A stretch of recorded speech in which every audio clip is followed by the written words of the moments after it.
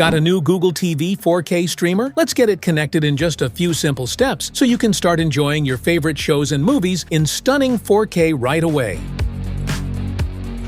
To get started, simply connect the Google TV streamer to an available HDMI port on your TV. Then, plug the included power cable into a wall outlet to turn the device on. Once powered, your TV should automatically detect the streamer when you switch to the correct HDMI input.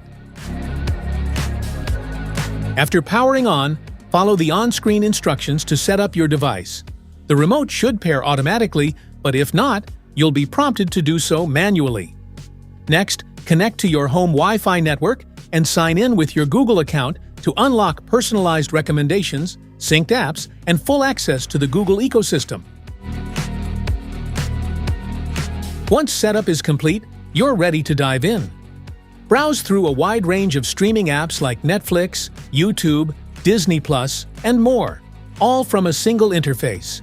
You can use the remote or your voice via Google Assistant to search, play, and even control your smart home devices, all while enjoying smooth 4K playback.